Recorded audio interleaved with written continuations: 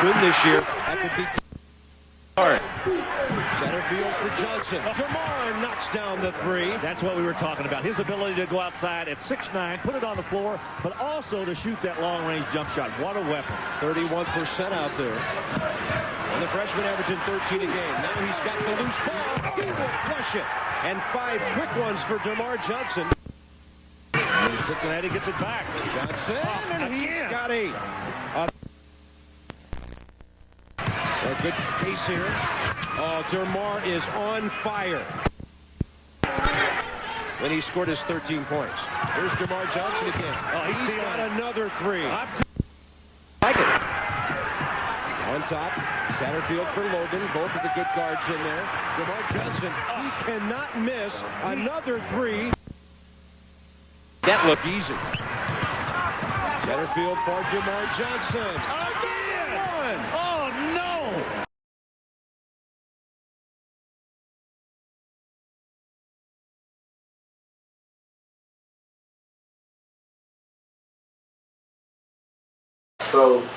So Hugs and Coach Cronin at my school, they got a cool with Curtis,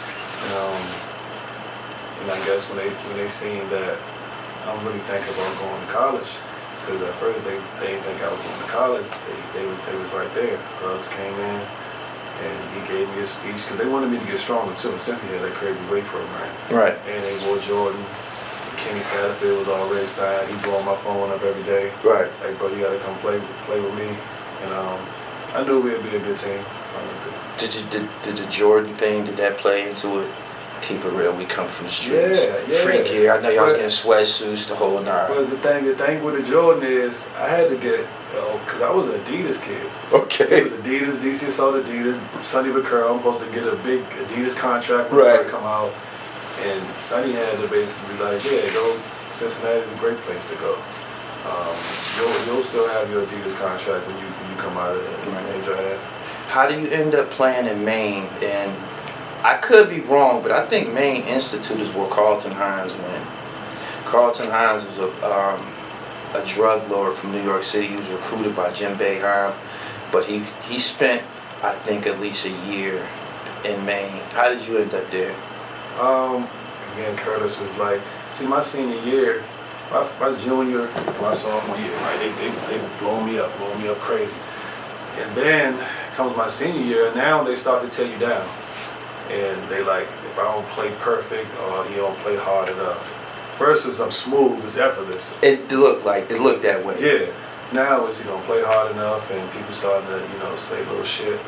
So. And then they said I got this entourage, people starting to come around, they know about the, being in the NBA and all that.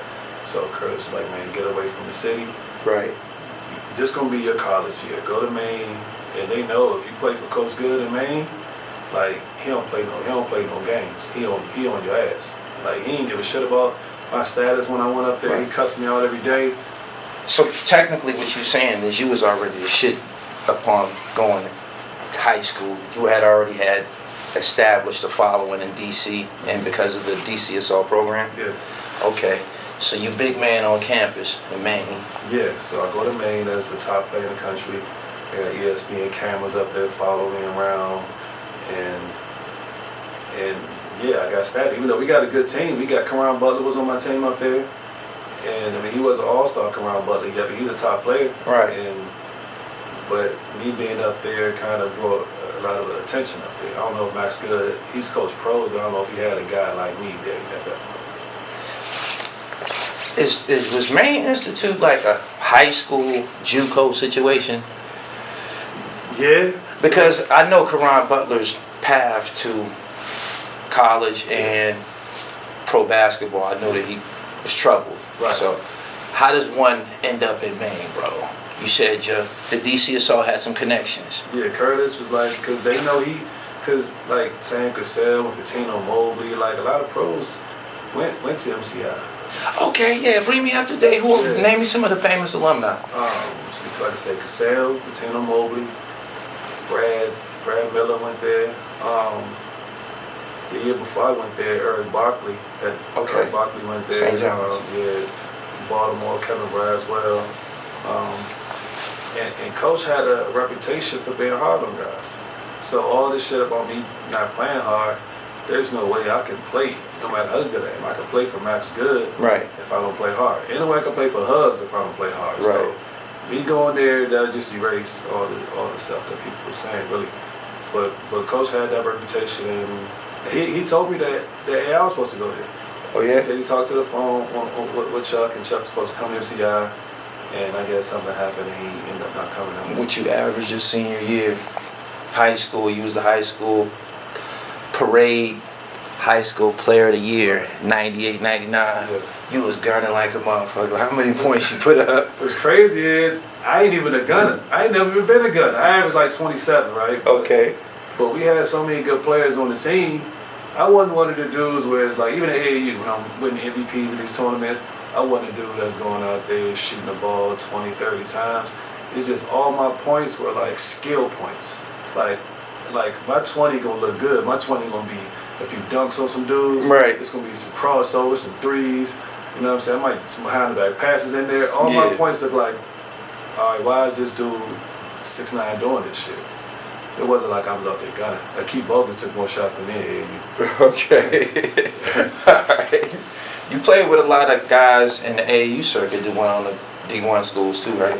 Yeah. Name some of your DC Assault teammates. When I was a young boy, yeah, Mark Archer. He's from Baltimore, but he was DC Assault. He was a pro in high school already. Like he was a beast. Then who? Kevin Lyon went to Temple when we got was on America. Big fella. Yeah. Bogus with me, Val Brown, Derek Payne, Brian Chase, Sheep Pearson. I know I'm missing a few. Man, that was deep. We had 3 dudes my senior year. We had 3 dudes on our bench who didn't touch the floor who went pro. And James White, and Al Robinson, and David Hawkins. All them dudes were pros, and they couldn't even get on the floor. Big Hawk that went to Temple. Yeah. Was on DC Assault. Yeah. Shout out to David Hawkins. He's coming to my show soon, man. For real, yeah. Yeah, I talked to Hawkins. Yeah, I can make that happen. That's my little brother. Dog. Yeah. I have to ask you this, man, before we go any further. At your peak, how many Coogi sweaters did you own? Every picture that when I Googled you and started doing my stuff, you got a variety of Coogi sweater pictures on the internet. How much money did you spend on Coogis, man? Man, you don't even want to know. What's funny is, I don't know where none of them at right now. Oh, you'll be lit right there. They just disappeared. Yeah. And over the years, it was crazy in Atlanta. I was going hard. I was having the sweatpants, the shirt, and the hat on. I was going Coogi crazy. Because I first got around Curtis. Curtis was in all the Versace, Coogi, and all that stuff. And then when I got to school, my little money they was giving us, I was going to get a few Coogis. Right. Then I got to the NBA. I was at every Coogi that I seen that I could fit, I bought. So, I know DC is known for fashion. Yeah. Was they expecting you to bring a certain level of fashion style to the campus, to the University of Cincinnati campus? I don't know if they expected, because they probably didn't know what DC could know. But they expected me to come in here and play and kill. But I always had a certain style that I think people kind of follow. Like, I used to come here with the DC headbands tied around my head. All the time. The Canyon Sport, my man Canyon Sport, who was at that time, man, I had like all the dudes in my draft playing Canyon Sport, all the dudes on the team. Okay. Kenny. It was going crazy for a minute.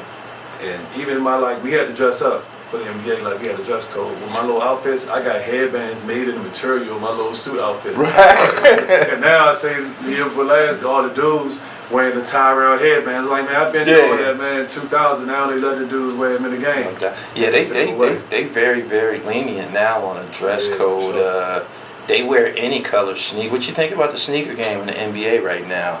Yeah, now they let these dudes do anything they want. They can wear whatever to the game. They can wear whatever on the floor. I mean, I love it though. Right. No doubt. Your second year in the league, you suffered a tragic car accident. Do you remember anything about the night? What I feel is to stand out. What stood out about the story is that you drove yourself to the hospital. No. The car blew up. Okay. So then after I got out of the car, some girls just happened to be riding by. They must have been coming from being out, and they must have seen the car with flames, and they pulled up and we got in the car and they drove us to the hospital. Did they know who you was? I don't think so. Wow. All right, so you have a tragic car accident. You make it through. You're back in the league. Did you feel that the accident kind of slowed your momentum, or the season that you missed? Did it disrupt? Do you feel it disrupt your momentum? For sure. It killed it. The accident never happened. He might, the Dermarr Johnson, now might be somebody else. Right. But luckily I was able to come back and still play. They didn't look at me the same. I went from being looked at as he's going to be the next franchise player for our team to, I don't know if we want to, even though I'm still young. Right. You might not want to take a chance on him. He's an insurance risk. You don't know if you're going to be able It was to a sensitive injury. You had spinal cord damage, correct? Yeah. How long were you in the halo? Like 7 weeks. What was the rehab process like, getting your equilibrium back and coming back to basketball? Can you remember it? Yeah, it was just really, it hurt more when I took the halo off because my bones in my neck was so used to being held up. Like I had a brace on after that. Like the first few weeks, it was rough. So then after that point where I couldn't take the brace off, and like I used to hold my neck up by itself, now I gotta turn it, because I couldn't turn it either way or up and down. I had to look straight. Now I gotta do little stuff to get low range of motion as much as I can either way. I still don't have full range of motion. Right. It don't really stop me from playing. If I got to turn my shoulders, I turn my shoulders. But it was just about getting the range of motion back in my neck, really. Got it. On the way here, I was trying to determine what professional title should I use for you. Dermarr Johnson, professional basketball player. Dermarr Johnson from the University of Cincinnati. Dermarr Johnson from the Denver Nuggets, or Dermarr Johnson from the Atlanta Hawks. You spent the most time with Denver, right? Atlanta and Denver the same, but that third year in Atlanta, I didn't physically play. So okay. Denver probably. Which team would you claim as your squad? All of them, but Denver is. I probably had my best year, my second year in Atlanta, because my third year before the accident was supposed to be the year I go. She was on the way, right? But in Denver, my first year in Denver, I also played really well too. So, and we was winning. Making playoffs every year. I'm with my guy Kenyon again. I got Melo, another hometown boy. That's why I remember the Denver years, because y'all was successful. Yeah. All right. Yeah, we was getting our ass kicked in Atlanta. All right. Who's it seemed like y'all resurrected the headband. It was a point in time when only Clifford Robinson, it was just a handful of players. Rest in peace to Clifford Robinson, he passed recently. It was a handful of players that actually wore the headband, and it ended up being one of your signature garments. Give me some history on you and the headband, and why did it seem like the teams that you went to, it like spread? Right. Well, the headband thing come from just growing up with me. Man, I used to cut off our shirts, tie them around my head. That was just my style. In Atlanta, I think Jason Terry always wore a headband too. I can't take credit for JT wearing his headband. In Denver, a lot of us wore a headband in Denver. It was just a DC thing. I wore headbands even off the court, not just on the court too. So that was just my style, right? I had a headband on my way over here. I just took it off like, man, let me not be on this. I know it's Gully TV. Let me not be on here looking all hood and got all this right. Tell me about your teammates, man. You played with a whole lot of guys with some big names at the University of Cincinnati. One of your teammates, Kenyon Martin, was the #1 pick. Yeah. What was it like playing with him? Did you get a lot of open looks because of him? Defenses naturally had to sag, right? You was busting their head. Right. The thing with Kenyon, though, is he wasn't always an offensive player. I remember what he wasn't. I remember that. Rebound, shot block, that's dunk it. on you. So when I came here, I'm thinking, okay, me and Kenny Satterfield, we Downs All-Americans, we scores. We're going to have to do a lot of scoring. Kenyon just got better and better every game. Like that summer, he must have went crazy. He's like a monster. Yeah, when he came back, like we didn't have to really do much scoring. Average right under 13 points, like 12.6. Right. And it was throw the ball to him. Is that a luxury when you got a big dog, you can ride him? I'm old school, so yeah, it's all, and like you told me earlier before we started, I was 10 years too soon, because when I got in the league, every team I was on, it was throw the ball in the post. In Atlanta, Sharif Abdul-Rahim, throw it in the post. And Denver, Melo, throw it. It wasn't like up and down, like really high. I play run up and down, dunk, shoot the three, like. What were they expecting of you? You were a swing or you was a small forward.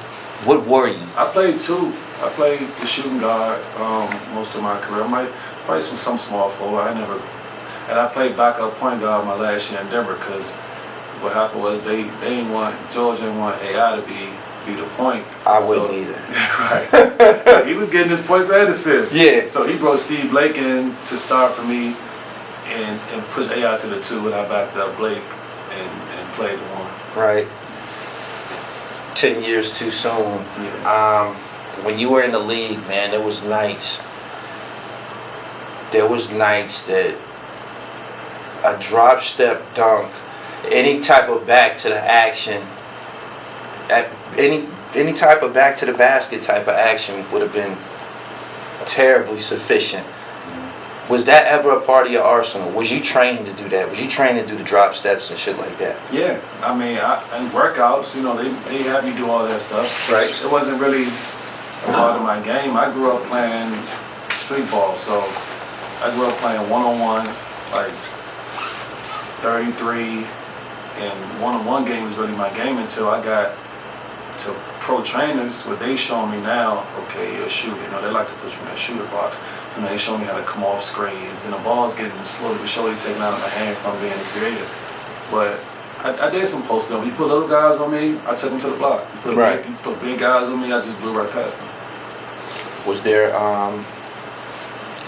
nervousness? I'm looking at the sweatshirt you have next to the GOAT. Yeah. On those nights, man, was this surreal feelings? Did you get butterflies when you had to go out there and play against guys like him? But there were no other guys like him, especially for me, growing up. Like I was a Bulls fan, so Michael Jordan was my favorite player. Then I got a chance to play against Scotty. He was in Portland, and I was on the team with Tony Kukoc in Atlanta. But playing against Mike, it was surreal for me. Like people always ask me, I got this picture up in my house, and like, what is he saying? He's like, I have no idea what he's saying. I don't know what we talking. It looked like we're talking. I don't know. We had a little bit of dialogue in the game. Yeah. And I tell you, I ain't even really no shit talker. But so Mike guarded me. He throw the ball in the street, I'll do it right hand. And Mike goes like, help street pass, made it 3. And I'm trying to tell him, like, this is what I do. Like, don't leave me, because I felt kind of disrespected. Yeah. Not for me to. And he said, okay, we'll show you what I do. He goes on the other end. Post up, study step, up and under, lay. I said, oh shit. Was he vindictive? Would he tit for tat with a guy? Yeah, I think so. Even at 40, you know what I'm saying? And I ain't feel like he kind of was mad at me or anything. I think he knows my game, because to get in that game, I tried to like cross him, and he fouled the shit out of me. And he was like, I'm not Rip Hamilton. It was crazy how much he knows, because he didn't play the first time we played the Wizards on the bench. And I did hit Rip with a little crossover. And he must have remembered that, because he told me I'm not Rip Hamilton when I tried it on him, and he smacked my arms all up and shit. Yeah. So Mike a dog, man. He had 28 points the game he played. My only game against him, he had 28. And I'm on one of his highlights where I tried to like sidestep and shoot a little layup. He blocked the shit out of it. Who were some of your big time guys that really you wanted to pattern your game after in DC? I hear Melvin Middleton, I hear Kurt Troublesmith, I hear Charles Smith. Who was your guy? Who was my guy? Yeah. Well, Kurt Smith is my guy. But as far as my game, it could never be like his. He fucking 5'8". He's posting dudes up like he got a different game. when I first got exposed to the Herbo, and I seen guys like Greg and Moochie, Pep and Lonnie, and that kind of, I'm like, damn. Because around my way, I mean, the guys who I thought was good could never go out there and do the stuff these dudes doing. So I'm like, these dudes shooting from damn near half court, the crossing guys. I thought Greg was the one. I'm like, out of everybody that's gonna make it, Yeah. I'm like, Greg gonna make it. Greg shoot the ball better than the rest of them guys. He had the handle, he could pass. I'm like, Greg was the one.